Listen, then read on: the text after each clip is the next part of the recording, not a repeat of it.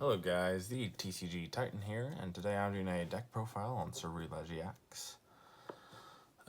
So this is a fully 60-card deck that I play to locals, leagues, league challenges, league cups, and play it online. It is a really fun deck. It's my professional deck, as I like to call them, and there'll be a deck profile here, as well as me playing it online. Right, let's get into it. 3 copies of Ceruledge EX with the attack Abyssal Flames. It does 30 damage, or 30 damage plus 20 damage for each energy in your discard pile. This is a deck that can ramp energy in the discard very, very fast, and you will see how. 2 of the Phantasmal Flames Charcadets with the Gather Strength attack to search your deck for 2 energy and put them into your hand. Then 2 of the Surging Sparks Charcadets, which just do 20 damage for 1 fire.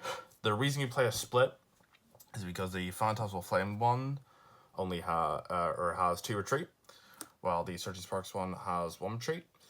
But well, either attack can be used early game. Will-O-Wisp can be used to knock out Dews, while Gather Strength can be used to just get some energy out for your Lunatones, Solrocks, and obviously just your Charcadets. But anyways, we have 2 Lunatone with the Lunar Cycle ability, which reads, once during your turn, if you have Solrock in play, you may discard a basic fight energy from your hand and draw 3 cards. You can only use one of those per turn, though. And then 2 Solrocks to obviously go along with that. It is definitely the main engine in the deck. It is extremely strong in it, and your main way of putting energy in the discard, as well as drawing cards. Speaking of drawing cards, there is Fezandipiti EX, just kind of a staple and all, you know. Flip the script, if one of your Pokemon were knocked out during your opponent's last turn, draw 3 cards. There's 1 Squawkabilly EX with the ability Squawk and Seize, which reads, you can only use this ability on your first turn. If it is your first turn, you may discard your hand and draw 6 cards. This is good early game for getting energy in the discard pile, as well as just giving us a bigger hand. We also have Drilbur with the Dig ability, which simply just, when we put it from our hand onto our bench, you get to search your deck for free fighting energy and discard them. Onto the trainers, there is 4 copies of Carmine, which simply just reads, discard your hand and draw 5 cards, but the difference to it and Professor's Research, which we play 2 of in the deck, discarding your hand, drawing 7, is Carmine can be used on the first turn. Like the first turn of the game, which is much better. It makes going first in this deck actually bearable. 2 Boss's Orders, obviously just to gust up Pokemon, quite good to kill Tailmask Ogrepons, Fezandipiti, Squawkabillies in the early game. Professor Turo's Scenario, to put one of our Pokemon into your hand and discard all attached cards. Sneaky play here to discard more energy as well, but you mainly use it if your Ceruledge is tanked to hit and you want to get it off to stop being a liability. Can also be used in case you don't want a lower 2 prize liability with like Fezandipiti or Squawkabilly. So it also works. I guess you could also reuse it or use it to pick up Drilbur and reuse Dig, but I can't imagine you do that. We then have 1 copy of Briar, which reads, you can use this card if your opponent has exactly 2 prize cards remaining. During this turn, if your opponent's effective Pokemon is knocked out by attacks used by a Terra Pokemon, you may take 1 more prize card. Basically, if they're on exactly 2 prize cards, we knock something out with our Ceruledge and take an extra 1 prize cards, making it like an Iron Hands. Very good card. Very good sneaky card. But not always when you play. As for the items, there's 4 Nest Ball, 4 Ultra Ball, just for Pokemon search, 2 Fighting Gong to search out Drilbur, Lunatone, Solrock, and obviously the fighting energy, 2 Earthen Vessel. You could probably even run more, but this is a very good card, as it just lets us discard 1 card from hand and then search our deck for 2 energies. Great synergy with Ceruledge, obviously. 1 Pokégear 3.0, letting us look at the top 7 cards of our deck and revealing a supporter we find there and putting it into our hand. There is also 3 Night Stretchers, which will put a Pokemon or basic energy under our hand. This is, well, Night Stretcher's staple, always used for recovery, but it's good, as well as the fact that if you have discarded a good chunk of your energy and you just can't get to them in deck, you'll definitely always have one in the discard to get. So that's good. Pal Pad to shuffle up to 2 supporters for discard Pal into your deck. Pretty essential if you discard something like a boss, Turo, or Briar early game with either your Squawkabilly or Carmine or something. Or heck, even if you do it late game, you can just shuffle it in at a point. So Pal Pad's definitely an essential card. Onto the energy, and our A spec is Legacy Energy, which can be used as 1 energy of any type. So we can use it for our Abyssal Flames on Charcadet, or the attack on Solrock, which does 70, which is sneaky good sometimes. 2 Jet Energy, and Legacy Energy, I don't know, I forgot the most important part. And Legacy Energy has the effect of, if the Pokemon's card is attached to you were to be knocked out, it gives up 1 less prize card, turning your Solrocks into no prizers, Ceruledge into 1 prizers, stuff like that. It can only be used once per game. It's like a V-Star GX power, in a way. 2 Jet Energy for some easy switching, which is good, especially with Ceruledge having to retreat if you need to, like, if you want to switch out to another one, or if it can't attack or something like that, you switch out to like the Solrock and then retreat. Also good if you're being like, don't remember what the attack on Yveltal is called, but retreat locked by Yveltal or Maractus, something like that. As for the basic energy, there is 6 fire energy, only used for Charcadet and obviously to attack. But you actually play a lot more fighting, playing 10 fighting energy in the deck. So, that is the deck list. I would like to note that this isn't original by me at all. This is made by someone at my locals. I haven't asked for permission for their name, so I don't know if I will reveal it, but this is not my deck. I would like to give credit for them. It is very good. It works out very well. Saw them playing it. They wiped the floor with me with it, and I was like, can I use a deck list and see if I'd like to play it? And it was a yes. The deck list will also be in the link in the description in case you want to play it on TCGL. So, we will just cut right to the gameplay. Let's go. Okay, ranked against someone that is about 300 points higher than me. It's pretty classic for this game, but okay. So for this deck, you don't actually mind going first or second, but this deck definitely has the capabilities to go first with the 4 copies of Carmine. So, yes, I would like to go first. Not guaranteed to start one, but the idea is you probably will. You hopefully will. By their sleeves, they might... Oh, that's... You never want to start your Drilbur. No, not usually. Saying that, isn't the worst hand. Like, there is worse. Because we can... Oh, another Ultra Balls also. Okay. Right, well, we're going to get Squawkabilly. Good. If I was prized, I would have actually started crying. Discard boss of fighting, because we're going to touch fighting for the active to retreat next turn. It doesn't really matter what Charcadet we grab at the moment. I can't imagine, at least. The whole thing with retreating the Charcadets is it's your attacker anyways. It most of the time doesn't matter. Oh, this is nice.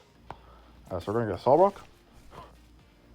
Bench that Lunatone we get. Yeah, this is a good start. I mean, starting Drilbur is an idea because obviously you want to use its ability, but this is I'm saying that we don't have a supporter trait next turn, but we have another fighting energy to discard with Lunar Cycle, so that might be able to work. Anyways, I don't actually. Well, I think it might be like Megalopunny. We'll see.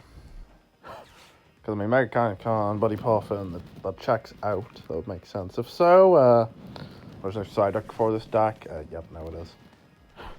Yeah, I mean, there's no Psyduck for this deck, but they play Klefki anyways, so it probably won't matter. Dusknoir can Oko the Solrock and Lunatone, and probably makes the knockout and Squawkabilly quite easy. But they would have to give up 2 prizes for that. For 2 prizes, which is...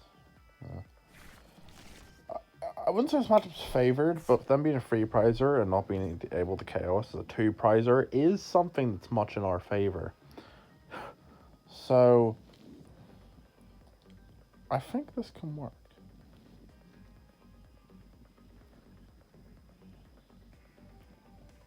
Okay, they're gonna run errand.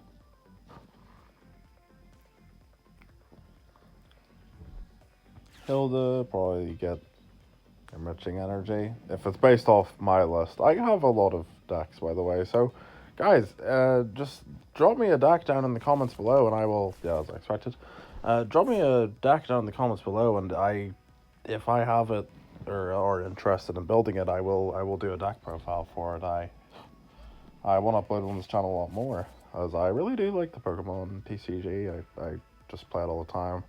Locals is every Sunday for us, so no church for me, just Pokemon. Okay, the past turn. Yeah. Other stuff. I think we will Lunar Cycle first. Yeah, that's not great.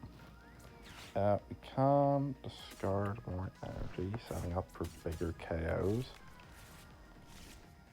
But yeah, no, that's not great. Oh, I could have. It's too late now, but I could have touched Fighting Energy to the Solrock by getting another one off of the Earthen Vessel, and then attacked with it, which wouldn't have done weakness because it says it is not affected by weakness or resistance. But 70 damage would have made that quite alright. I do think they won't have it left in the active, though. They will probably have low plenty for a lot of this, so yeah. Well, yeah, it's alright. So pity, they'll probably grab a. Yeah, I expect them to have a candy with such a massive hand. Yep. Then with a boss, they would be able to knock out both our Charcadets, which would be very bad, very bad indeed. So I guess we're gonna see if they have that. Yeah, there's a candy for the Nor. I expected that.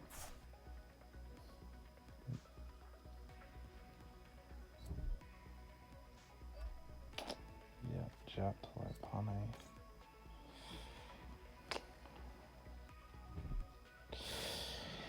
Yeah, I think I see where this is going. Not great. We could potentially stall for another turn. I mean, we do have not 2 more Charcadets in our hand, but no, this is not great. Oh, there's a boss for herself, which might not be the worst. Yeah, rough spot. I will admit that.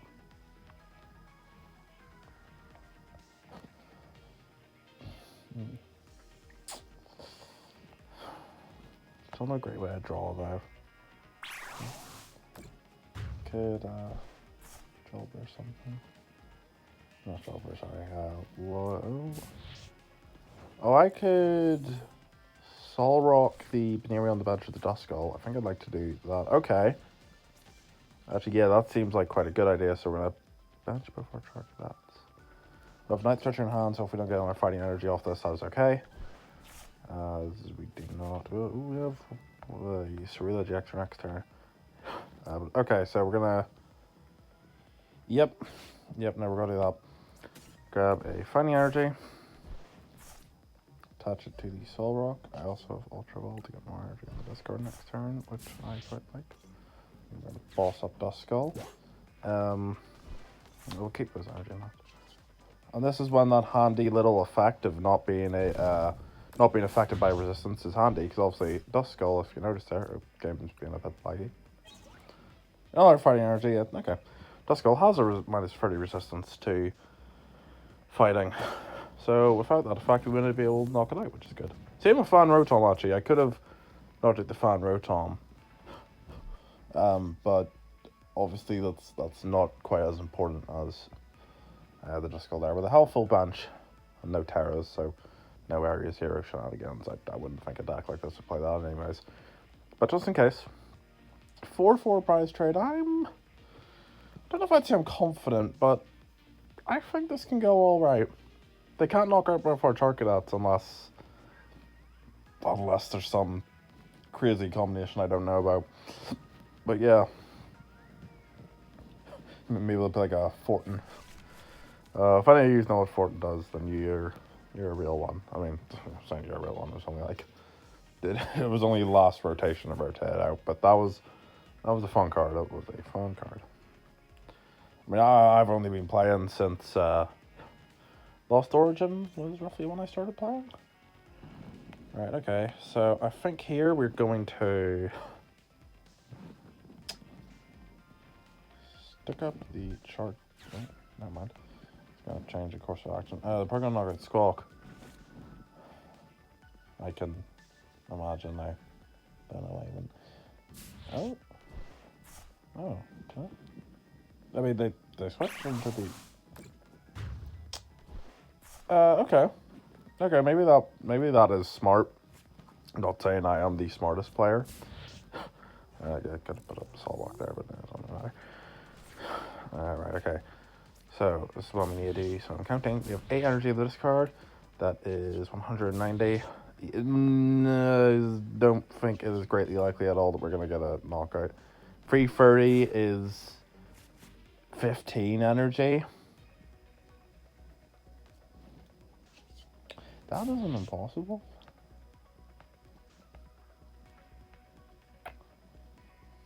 I quite want to support her.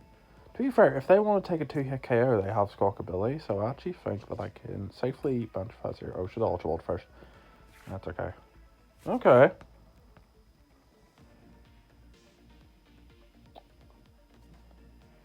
Ultra Ball to fin out. Just go stuff like that. Hopefully I play a good Ultra Ball, sorry. I find they could knock out a Solrock. Oh, we want to draw into your energy. I think we get this. I want to keep the other Ceruledge in there, just in case. Okay, I'll send it Carmine. We're only gonna have 11 cards left in deck after, it's alright. I didn't think we'd get there. Oh, I just realized. Well, I was unintentionally smart. I did just realize we didn't have an energy on the Ceruledge. If I would have noticed that, I definitely would have put one on there. But we joined into our Legacy anyways, which is actually. Well, it doesn't really matter. Because all they have free prize cards. Oh! Oh no. Well, they can't knock out a Ceruledge anyways. Unless. I don't know. I was gonna say Defiance Band. They're not even behind on prizes. I don't know. Unless we can find a way to do 30 more damage. If so, then we could have did some with Briar, but we don't have a Ceruledge on the bench. That is what I don't like about this right now. Don't have a Ceruledge on the bench. If I... Yeah. We have Turo. So, we can try and get one if they don't knock out the active Ceruledge. Let's do something else. I wonder, yeah, will they keep their Lopunny in the back, or will they go for an attack again? They could also, like, Fan or Tom knock out Drilbur if they want to, but no. No, it seems like they're going to attack Mega Lopunny. That is fine by me.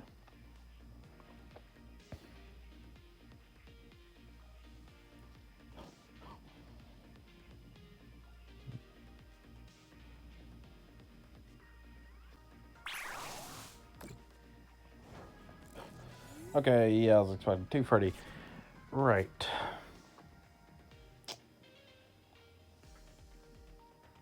Problem is with Turo is we don't have a way to get a Charcadet.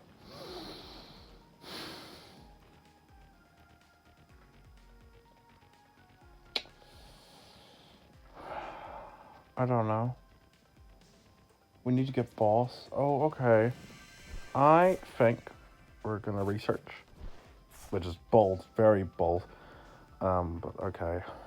Getting energy of the discard don't really matter. Because what I want to do, don't use the inner cycle because I will deck out, which would not be nice.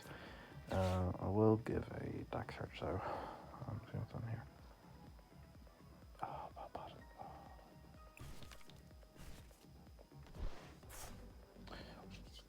Pad. Okay. My strategy is to Solrock the Fan Rotom next turn with Boss. So if we do that, play Pal Pad for both the Boss, and then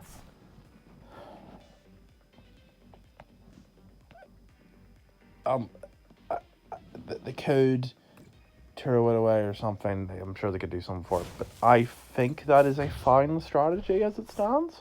That's why Pal Pad's pretty good. It is rotating soon, which is sad. But, yeah, that the end. Yeah, no, that's great. If they see my strategy, they did see me shuffling the Boss there, then they might go for Solrock. Obviously, I want the opponent to be off Ceruledge. Unless they knock out both at the same time, which they can't because there's no Dusclops, then I think we're fine. I don't like saying that because I'm always proved wrong, but I'm pretty sure we're fine. Also, Jet in case they want to try and stick up something. I mean, not like Ceruledge will ever struggle with energy, not being able to retreat. But yeah. Yep, they're just going for the knockout here, nice. I mean, even if Legacy wasn't attached there, it would have not mattered. Just still win one, but yeah, that's nice. Well, damn, that is a pretty good game. And yet again, this is proving why the whole Solrock 70 damage, Cosmic Beam, no resistance is proving very important. And make sure there's no like additional thing that makes me not take a prize card on, but nope. Yeah, that's a knockout for the last prize card. With one card left in deck. It's beautiful about Ceruledge. You mill out so quick, but you never actually mill, which is nice. Well, there you go, guys. That was my deck profile on Ceruledge EX. I hope you enjoyed it. As I said, the link will be in the description in case you want to play it for yourself. And I will see you guys in the next one. Here's the Titan stomping out.